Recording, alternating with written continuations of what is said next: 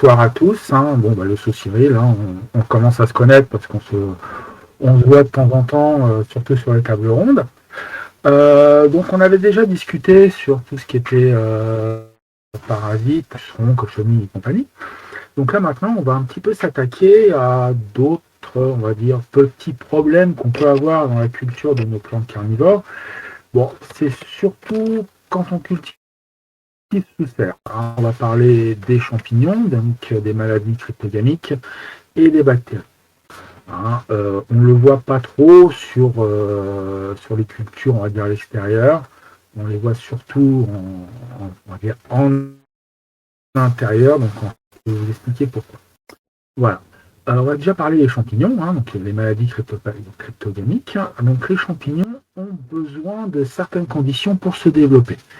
Ils vont avoir besoin d'une température, d'une humidité, d'un confinement, et on va dire d'un certain nombre d'individus à contaminer pour pouvoir se propager. Et aussi, on va dire, d'un manque d'hygiène. Ça, on va en reparler un petit peu après. Et toutes ces conditions-là, on va les retrouver dans les serres. Température assez élevée, c'est généralement toujours plus chaud dans une serre qu'à l'extérieur. Je vous avouerai que j'ai ma serre à tomates. Là, à l'heure actuelle, vu le cagnard qu'il y a, ça chauffe beaucoup. C'est chaud et humide. Tout ce qu'il faut pour le champignon. Après, on va dire, c'est pas forcément une maladie c'est pas quelque chose qui va arriver tout de suite qu'on va le reconnaître. Généralement, les symptômes, c'est soit une pourriture, donc une pourriture sèche. La plante va sécher sur place. Ça, c'est botrytis, c'est clair. Une pourriture humide, on va dire que la plante va partir en décomposition, vous allez l'attraper et piouf, le rhizome, c'est surtout sur les sarracénias que ça se voit bien, parce que le rhizome est quand même assez gros et généralement assez dur. Et là, vous allez appuyer dessus et le machin, il va partir en bouillie. Une nécrose, flétrissement et chute des feuilles. Donc des fois, les feuilles peuvent être tachées. Unification de la couleur des feuilles, ça, ce sont des symptômes. Et on va dire que malheureusement, dans 99,99% des cas, la plante est morte. Pas faire grand chose, parce qu'on va le voir, à l'heure actuelle, sur les traitements, le particulier en France ne peut pas utiliser les produits chimiques. Et on va maintenant, ça va être essentiellement faire ce qu'on appelle de la prophylaxie. Donc c'est, on va dire, éliminer les bonnes conditions pour le champignon. Ça va être, je parle toujours des serres, parce qu'en milieu en milieu extérieur, moi je cultive énormément de sarracénia, je n'ai jamais eu ça. Je n'ai jamais eu de champignons.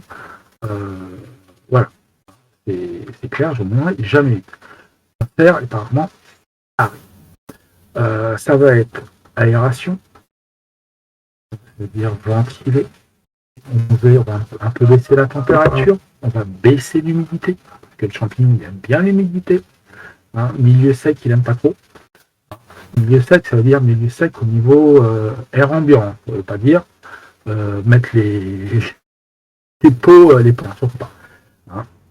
Et aussi pour éviter l'air, on va dire, qui va stagner, c'est de couper les urines mortes pour permettre une bonne circulation d'air au niveau des plantes. Et ça s'appelle la prophylaxie. Un autre moyen de lutte, la lutte biologique. Disons que la cannelle fonctionnerait, on va essayer. La bouillie bordelaise, alors bizarrement, c'est un produit quand même, il y a du cuivre dedans et c'est utilisable en agriculture biologique. Je connais des personnes qui ont utilisé ça sur de la sarracénia. Est-ce que ça agit ou pas? Je ne sais pas. Par contre, ça a tué toutes les mouches. Parce que si vous avez de la sphène, elle est morte. L'acide qui poussait sur substrat, c'est tué. Voilà.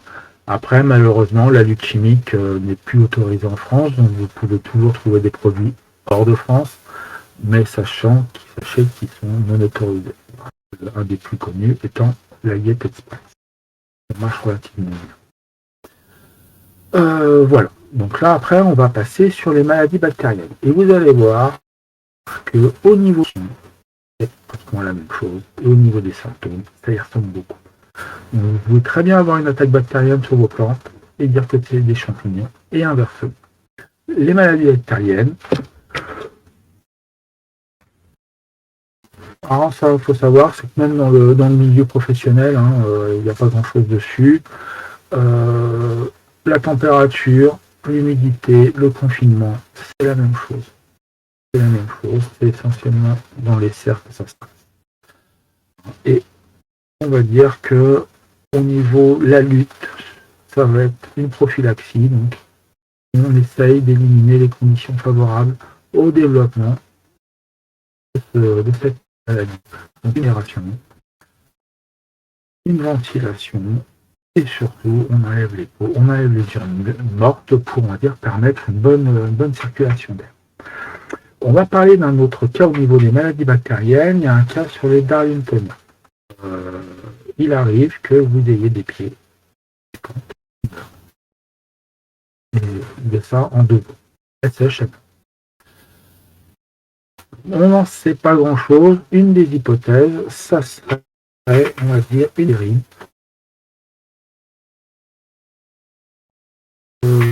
qui se situerait, on va dire, dans le pot.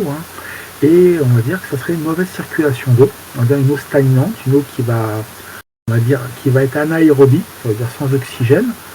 Donc, et là, il y aurait un développement bactérien qui, on va dire, soit tuerait la plante ou produirait une toxine qui tuerait la plante. Parce que les bactéries peuvent produire des toxines. Et on va dire, c'est pas la bactérie en elle-même qui va tuer, ça va être ce qu'elle va. Et là, sur les Darlingtoniens, apparemment, ça serait fort possible. Et pour éliminer ce problème-là, ça serait une bonne circulation. Voire des fois, on va dire, de mettre le bac à sec pendant 1 heure et vous le remontez. Ce que je fais sur les miens, dire tous les jours, il y a le bac, je vide le bac et je le remplis. Donc ça permet que l'eau circule correctement dans les pots. Voilà. Alors au niveau des traitements, je vous avouerai qu'il y a, même dans le milieu professionnel, le milieu horticole, il n'y a pas grand-chose. On va dire qu'il y a les antibiotiques, mais avec tous les problèmes que ça peut en découdre. Et le seul souci, c'est que vous aurez tué la plante avant de tuer la bactérie. Il y a le cuivre qui fonctionnerait, soit dit. Ce ne sont que des hypothèses. La lutte biologique, ça va être, par un petit rapport avec les champignons, ça va être aussi une bonne hygiène rigoureuse. Ça veut dire que pour les Sarracenia, quand on va dire vous divisez vos rhizomes, ça veut dire que vous les coupez proprement et vous désinfectez. Voilà. Et il n'y a rien de pire, il suffit que vous ayez un Sarracenia qui atteint votre épice et que vous le divisez et que vous le coupez avec une lame et qu'après vous divisez vos plantes, vous contaminez joyeusement tout ce petit monde. Ça peut ne pas, enfin le champignon ne peut ne pas attaquer la plante et il peut aussi vous flinguer pas mal de plantes. Donc on va dire qu'une bonne hygiène, c'est quand même pas plus mal. Voilà, donc maladie cryptogamique et bactéries, c'est peu rencontré et on va dire qu'il n'y a pas beaucoup d'infos parce que si vous avez une plante qui meurt et vous suspectez une maladie, une attaque de champignons, ça peut être très bien une bactérie comme ça peut être un champignon. Et en dernière partie, on va parler des produits chimiques. Parce que là, on a parlé bien avant, on a parlé des pucerons, des cochonnies, des traitements qu'il pouvait y avoir. Et là, on a parlé des champignons et des bactéries. Et là, on va un petit peu parler des produits, de leur application. J'ai pu voir de tout et rien. On traitait joyeusement, limite la clope à la main, à la bouche, ou en plein vent, en plein soleil, sans ce qu'on appelle Monsieur Plus, c'est plus vous en mettez, soi-disant ça fonctionne. Et ben non, ça ne sert à rien. Il y a certaines règles à respecter. Alors, Est-ce qu'il faut savoir que les chimiques qu'on peut encore trouver hors de France, parce qu'en France c'est maintenant interdit par particulier, et tout ce qui est insecticide, ce sont les produits les plus dangereux. Ce sont les plus dangereux qui existent, que ce soit pour la faune, la flore, ou nous aussi. Ils sont plus dangereux qu'un désherbant. C'est une règle à respecter. Donc généralement on ne traite que le soir, parce que si vous traitez avec un insecticide en pleine journée, excusez-moi, vous avez les petites abeilles qui baladent. Vu déjà qu'ils courent avec ce qu'il y a dans l'air, les fronts aquatiques et compagnie, donc on va un petit peu les protéger. Donc on va faire ça la nuit, comme ça elles dorment. On va faire ça sans vent. Il n'y a pas de vent, parce que ça évite de se reprendre. Et on va faire ça à température correcte. Ça veut dire qu'on ne va pas faire ça à 30 degrés, parce que le problème, c'est comme vous avez pu le réaliser, le temps que ça arrive sur la plante, le produit aura séché, et ça ne sera pas du tout efficace. Après, il y a la protection de la personne. Le mieux, c'est un masque. Alors, par un masque qu'on a pour le Covid, qui ne sert à rien. L'idéal, c'est un masque à cartouche. Et vous mettez un t-shirt en manche longue et des gants, c'est mieux, et vous pouvez quand vous avez fait ça, et de prendre si ça vous intéresse, je peux vous raconter en privé les protocoles qu'il y avait en espace vert. C'était une fois qu'on avait appliqué le marché, on nous emmène nous laver. Et voilà. Après, ce qu'il faut savoir, c'est que normalement, quand on traite à l'extérieur, ça va encore, quand on traite dans une serre, il y a un temps de rentrée. C'est-à-dire que normalement, quand vous traitez, vous ne pouvez plus aller. Tout dépend le produit. Ça peut être 6 heures, ça peut être 24, 48 heures, 72 heures. Tout dépend de la toxicité du produit. Donc voilà. Et puis voilà. C'était à peu près tout ce dire. Mais si vous avez encore des questions, il n'y a pas de souci, je suis là pour les répondre.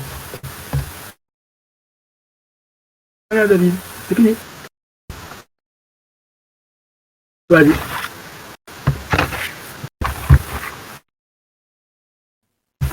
Voilà, je vais récupérer. Hop. Je vais rester comme ça. Ok, merci Cyril. Alors on a eu il y a eu quelques petites coupures, mais je pense qu'on t'a entendu. J'espère en tout cas. J'ai eu un bruit à la fin, je ne saurais pas identifier d'où ça venait, les espèces de vibrations étranges qu'il y avait. Mais en tout cas, je pense qu'on t'a à peu près entendu. De toute façon, tu restes avec nous pour la suite et pour pas de soucis là-dessus. Ça marche, je vois que Laurent est connecté. Bon, merci beaucoup en tout cas d'avoir pris le temps. Non, c'est pas moi qui tapais sur le bureau, cher Hanoï. Je vais regarder, j'ai vu qu'il y avait eu des questions. Je crois qu'il y a quelqu'un qui demandait si tu étais vendeur de plantes. Est-ce que tu es vendeur de plantes carnivores, Cyril? Non. Non, tu fais ça entre particuliers comme tu veux, mais c'est pas un professionnel, c'est pas un cultivateur professionnel. Voilà. Il fait des expériences, il fait des tests, il fait des Darlingtonia, c'est ce que j'ai compris. Mais pas que. Darlingtonia, beaucoup de Sarracenia, beaucoup de croisements et faire de l'action. Voilà. Okay. Alors je vends un petit peu de plantes, mais je vends essentiellement dans les brocantes. C'est toutes les plantes que je ne sais qui sont plus, que je ne rentre pas en collection, que je ne sélectionne pas. Et voilà, je les mets, je les vends en brocante. Voilà, donc j'en fais une dimanche là. Ok. Mais c'est à quel endroit? Non, je poste en... Oula, ça lag. C'est chez moi que ça lag ou c'est chez toi? Je sais pas. Je demandais où était ta brocante, s'il y avait des gens qui étaient intéressés par tes ventes. À Bray-contre-Robert, 77, dimanche. Ok, c'est noté, mesdames et messieurs. Il y a un homme qui demande d'où te viennent toutes ces connaissances. Alors, toutes ces métiers, je travaille en espace vert, je suis chef d'équipe, je gère un secteur dans une mairie. Et j'ai le certificat, donc certificat d'applicateur. pour appliquer les produits chimiques. Donc voilà, donc ça m'intéresse, hein, voilà. Et sinon, bon, dans mon travail, hein, j'ai des bouquins. Donc là, je l'avais pris pour le montrer. Donc c'est celui-là. Je sais pas si on le voit. Tac, tac. Alors attends, faut que je repartage ton image. Attends, laisse-moi 15 secondes, on va essayer de récupérer ça.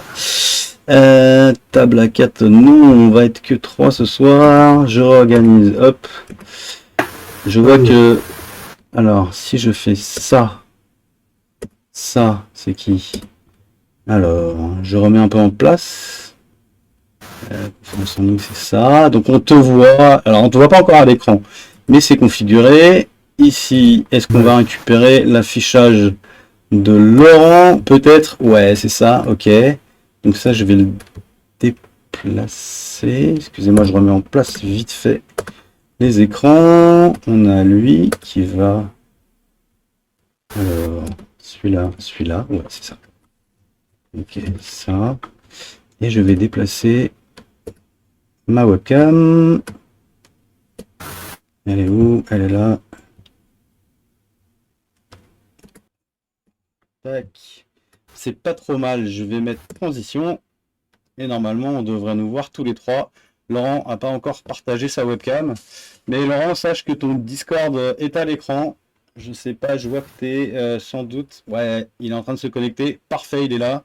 Tu as coupé ton micro, par contre, il faudra que tu le remutes. Je vais juste faire ce changement-là. C'est pas la bonne fenêtre.